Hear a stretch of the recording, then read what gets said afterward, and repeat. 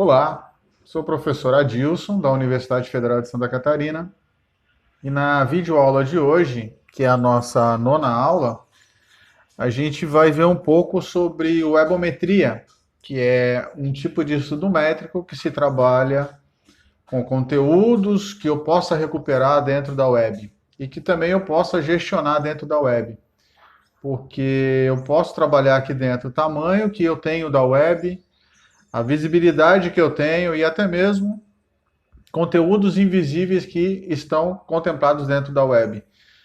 Especificamente, nós conseguimos fazer uma raspagem muito pequena do que existe na web quando a gente faz uma pesquisa num sistema, num motor de busca como o Google Acadêmico, ou o Google normal, ou até mesmo o Bing. Mas existe muito mais conteúdo do que isso. Então, a gente pode identificar conteúdos, por exemplo, os acadêmicos, né? E que a gente possa tirar melhor proveito desses conteúdos.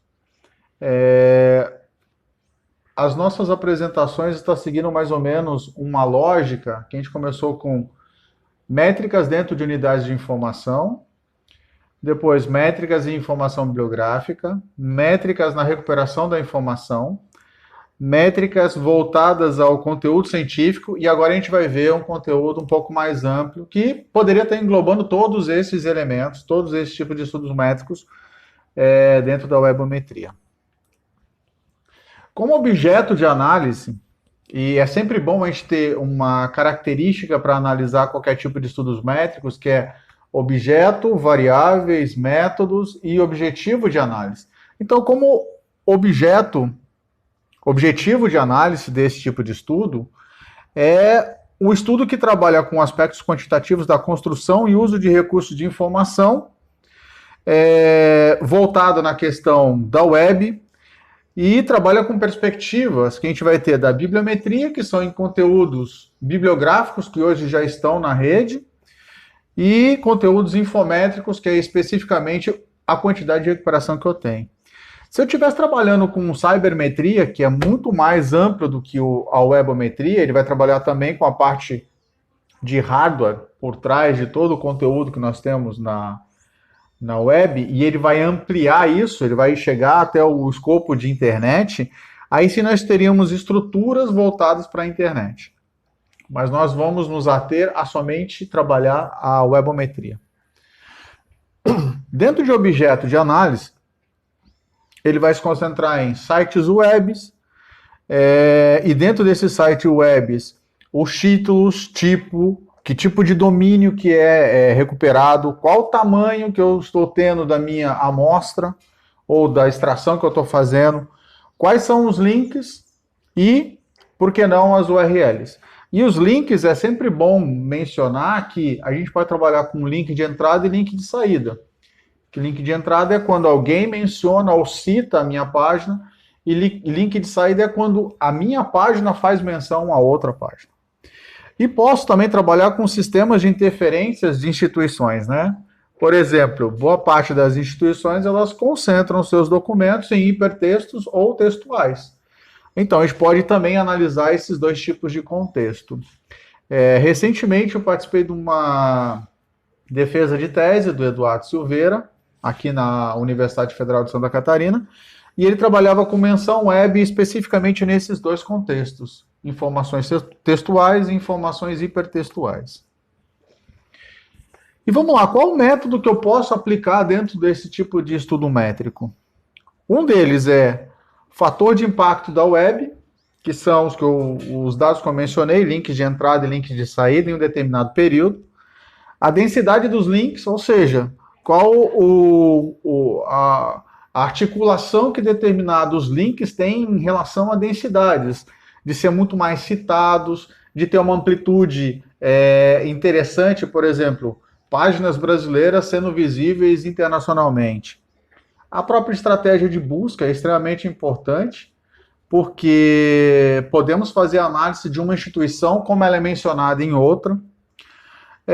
Os próprios links de entrada e link de saída que a gente já tinha falado, e as menções web, que foi o que eu acabei de mencionar sobre a relação da tese do Eduardo Silveira. Que tipo de variáveis a gente pode ter aqui dentro? Número de páginas por sítio, por site que a gente mencione, né? Número de link por site, por sítio. Número de link que remetem ao mesmo sítio. E números de sítios recuperados, ou de sites recuperados. E como que a gente pode dimensionar quais são os principais indicadores que nós temos na webometria? Na verdade, são 4. Tamanho de site, a questão de luminosidade, questão de visibilidade e questão de fator de impacto, né? Que aqui seria o fator de impacto web. O tamanho de sítio é uma mensuração total de páginas que um website disponibiliza na sua rede. E um exemplo básico é o tamanho de site calculado por motores de busca, como o Bing ou o Google, porque são conteúdos mais acadêmicos, né? Então teria um controle melhor, porque eu teria índice de citação aí dentro. Um exemplo desse indicador é comparar um grupo de websites de um mesmo segmento, por exemplo, bibliotecas universitárias de um país, e analisar como essas bibliotecas estão interagindo, se existem menções de uma para outra e vice-versa. A luminosidade é a mensuração total de links de um website que emite um outro website. E como que eu posso dar um exemplo disso? Quando um website de informação sobre eventos científicos divulga um link de um evento que ocorrerá em determinada universidade, não sendo de seu domínio, é um bom exemplo de luminosidade. A visibilidade, ela é a mensuração total de links que um website recebe de um website que não é de seu domínio, por exemplo, a USP mencionando a UFSC ou vice-versa. Quando um website de um hospital, por exemplo, está com links emitidos em websites que abordam temas de saúde em geral, é um bom exemplo de visibilidade. E o fator de impacto web, ele tem o propósito de medir o grau de influência de um determinado website. Então ele vai mensurar aqui dentro o grau de fator de impacto que eu tenho a partir de links de saída divididos pelo meu número de link de entrada. E claro, dentro da webometria eu posso ter várias aplicações. Uma delas é a visualização da informação, que é um complemento muito mais de dados, mas eu posso trabalhar aqui dentro, ou seja, verificar como essa informação está sendo difundida de uma forma que consiga mapear de um ângulo muito mais visível. Eu posso verificar o tamanho da web e posso verificar a web invisível.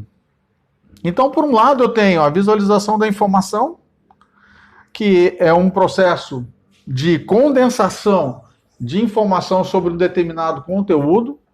Por exemplo, aqui são conteúdos de entrada e de saída de informação dentro do INPE, do IPEM, São Paulo. Então aqui estão todas as relações que se dão em relação ao IPEM. E nós temos as setas que identificam que é entrada e saída. Então, é claro que aqui está bem sincronizado, mas poderia ter o grau de entrada muito maior do que o grau de saída de informação. Outra coisa que a gente trabalha é o tamanho da web, que não está restrito especificamente a conteúdos que nós vemos como o Google. Existe muito mais. Então eu tenho vários motores de busca trabalhando aí dentro, ou vários sistemas, ou várias bases de dados. Então eu dou alguns exemplos aqui, né? Existe a consistência das bases de dados, como o Google Acadêmico, o Scirus, que atualmente foi adquirido por bases de dados acadêmicas. Eles montaram um sistema web e depois eles exportaram isso para uma base de dados. O LiveSurge, que atualmente é o Bing, e vários outros produtos aqui dentro, né?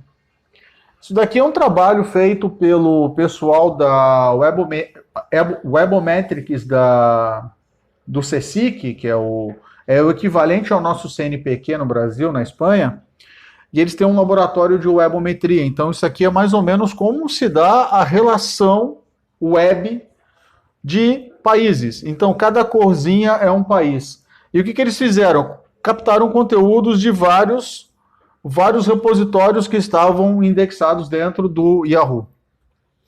Isso é um outro tipo de relação que a gente pode fazer de tamanho da web, que é feito a partir de um programa chamado TouchGraph, e que ele relaciona as empresas, pode ser universidades. E por último, nós temos a web invisível, que ela não está restrita somente a conteúdos que nós conseguimos captar fazendo uma pequena raspagem. Você tem que aprofundar um pouco mais os conteúdos. Então, dentro disso, tem alguns sites que já estão extintos, mas eles tinham uma filosofia muito interessante de busca de informação, como o WebBrain, como o Vivíssimo, que ele faz um refinamento que depois é incorporado na Web of Science, esse tipo de refinamento. A mesma coisa acontece com o Cirrus, onde ele também tinha informação de patentes. E, por último, é o ranqueamento que eu tinha mencionado sobre o Webometria. Na próxima videoaula a gente vai trabalhar com sociometria e, na sequência, altimetria. E dentro desses conteúdos, especificamente lá pela aula 12 ou 13, a gente vai fazer uma videoaula só sobre rankings, ok? É isso. Se puderem, fiquem em casa. Obrigado.